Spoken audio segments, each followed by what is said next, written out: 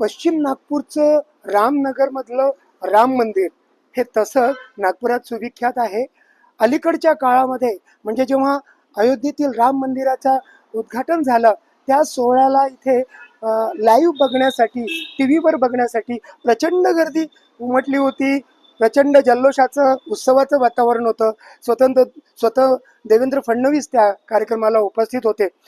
या राम मंदिराची आता चर्चा याच्यासाठी कारण उद्धव ठाकरे यांचा रामरक्षा पठण आंदोलन हे आता इथे शनिवारी 18 तारखेला नियोजित केलं जात आहे आणि त्याच संदर्भात आपल्यासोबत बोलण्यासाठी मंदिर कमिटीचे जे अध्यक्ष आहेत रवी वाघमारे जी आपल्यासोबत आहेत. रवीजी, NDTV मराठी सोबत बोलताय, खूप खूप धन्यवाद. मला सांगा, आजीवन सदस्य खूप आहेत तुमच्याकडे, त्यामध्ये एक महत्वाचं नाव म्हणजे देवेंद्रजींचं नाव आहे. खरं आहे का ते, आणि ते कधीपासून आहे? आमचे आजू सदस्य 600च्या वर आहे आणि देवेंद्र जेव्हा भारत मला वाटतं कॉर्पोरेटर असेल तेव्हा तो स्वतः इथे यायचा. आणि याच्या आधी गंमत म्हणजे गंगाधरराव या देवात नेहमी यायचे, त्याच्यामुळे तो लहान असताना इथे आलेला आहे. त्याच्यामुळे त्याची म्हणजे या देवळाची जी होती जवळीक होती. त्याच्यानंतर आमच्या एका शोभायाचा जो अध्यक्षही होता, तर आम्ही त्याच्याकडे मुख्यमंत्री म्हणून पाहत नाही, एक रामभक्त म्हणून फक्त पाहतो. अगदी बरोबर. पण असं सुद्धा म्हटलं जातं की स्वयंसेवकांचा जास्त, संघाच्या स्वयंसेवकांचा जास्त भरणा आहे सभासदांमध्ये वगैरे. तुम्ही याच्याकडे कसं पाहता? कारण राजकीय परिनिवेश बघून काही लोक मुद्दाम लेबल लावण्याचं काम करतात. तुमची काय भूमिका? कसं आहे की ज्या लोकांनी हे मंदिर सुरू केलं 1958 मध्ये, त्यात माझे वडील एक होते. त्यांचा तेव्हा संघाची कोणाचाच काही संबंध नव्हता. त्याच्यानंतर जसं जसं मंदिर वाढत गेलं आणि काम करणारे जे लोक आले ते जर संघ विचाराचे असतील तर तुम्ही त्यांना आडकाठी करू शकत नाही. पण आमच्या याच्यामध्ये जेव्हा शोभायात्रा निघते तेव्हा अनिस अहमद येतो, तो काँग्रेसचा आमदार होता. प्रकाश गजबी येतो, तो राष्ट्रवादीचा महाराष्ट्राचा अनुसूचित जातीचा अध्यक्ष आहे. आता विलास मुत्तेमवार आणि गडकरी हे इलेक्शनच्या 2 दिवस आधी दोघांनी एकत्र पालखी उचलली होती. कारण ही रामाची पालखी आणि राम हा सगळ्यांचा आहे. तो पंथ, जात, पक्ष, धर्म याच्या पलीकडे आहे. आत्ताही शोभायात्रा झाली तर विकास ठाकरे, त्याचा मुलगा, बाकी सगळे लोक, आणि काँग्रेस BJP हे आम्ही कधीच पाहणार नाही. कारण हा राम आहे, हा सगळ्यांचा आहे.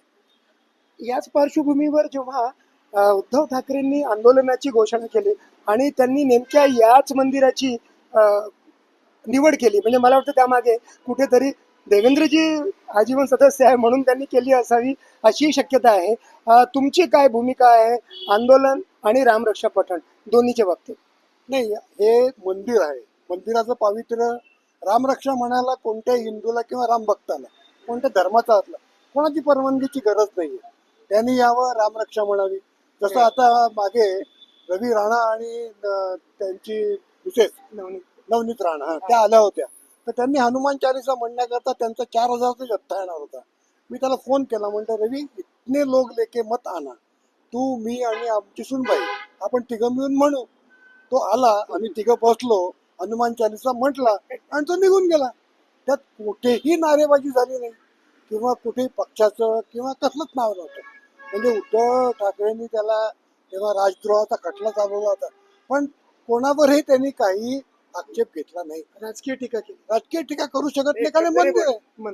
मंदिराचं पावित्र्य तुम्हाला जपायलाच पाहिजे. आता कळीचा प्रश्न, तुम्हाला इतकी सगळी चर्चा सुरू असताना उद्धव ठाकरे यांच्या पक्षाकडनं काही औपचारिक अनुमती मागण्यात आली आहे का, परवानगी मागण्यात आली आहे का? नेमकं त्या बाबतीत काय घडलंय? आतापर्यंत माझ्याकडे काहीही पत्र नव्हतं, पण आता आपण बोलत असताना मला संजय राऊत यांचा फोन आला आणि त्यांनी म्हटलं की काकासाहेब, आम्हाला कार्यक्रम घ्यायचा आहे. मी म्हटलं, संजय, तू हिंदू आहे, मी हिंदू आहे, तू राम भक्त आहे, मी राम भक्त आहे, तर तुला माझ्याकडनं राम रक्षा म्हणायची परवानगी कशाला हवी? तू ये, राम रक्षा म्हण आणि जा. तर म्हणे नाही, म्हणे आम्हाला तिथे काही कार्यक्रम घ्यायचा आहे. तर म्हटलं, कार्यक्रम धार्मिक हवा, त्यात कोणतीही नारेबाजी नको. रामाला, अयोध्येला किंवा कोणालाही तुम्ही काहीतरी दूषणं दिली, शिव्या दिल्या किंवा काही केलं तर हे चालणार नाही. तर तो उद्या येतो आहे, तो मी परवा भेटतो तुम्हाला. आणि त्यांनी अजून पत्र आम्हाला दिलं नाही आहे. आज आमची विश्वस्तांची मीटिंग तशी ठरली होती, त्याच्यापुढे आम्ही हा विषय ठेवू. आणि आम्ही त्यांनाही सांगितलंय की तुम्ही इथे रामरक्षा म्हणा, पण राजकारण करू नका. त्यांची जी पत्रिका आहे दौऱ्याची त्यामध्ये आरतीचा कार्यक्रमाचा उल्लेख आहे, रामरक्षा पठणाचा पण उल्लेख नाही आहे. काय साधारण तुमची अपेक्षा? नाही, ही पत्रिका मला आमचे जे प्रेसमध्ये काम करणारे किंवा चॅनेलवाले लोक आहेत त्यांच्याकडनं मिळाली. मला ऑफिशियली एकही पत्रिका किंवा काहीच आलं नाही. पण तरी शेवटी तुमची भूमिका हीच आहे की रामरक्षा ओके आहे, आंदोलन ओके नाही आहे. आमची पहिली आणि शेवटची हीच भूमिका राहील की रामरक्षा कोणीही म्हणू शकतो, पण आंदोलन नका करू. करायचंच असेल तर देवळाबाहेर करा. एक तुझी चूक सुधारतो मी, इथे जो 22 जानेवारीचा कार्यक्रम झाला तो राम मंदिरचा आमचा कार्यक्रम मंदिरामध्ये आम्ही घेतला आणि जो देवेंच्या ह्याच्यात आला होता तो कार्यक्रम भाजपने बाहेर घेतला. तो मुख्यमंत्री असतानाही आम्ही जेव्हा उपमुख्यमंत्री होता त्याला आम्ही त्याचा कार्यक्रम हात घेऊ दिला नाही.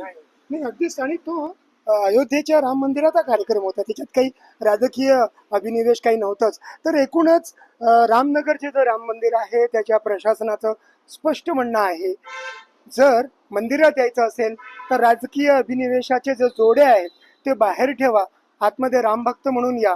बाहेर जाऊन तुम्हाला काय आंदोलन करायचं असेल तो तुमचा प्रश्न आहे. इथे रामरक्षा ओके आहे, आंदोलन ओके नाही आहे. संजय तिवारी, NDTV मराठी, नागपूर.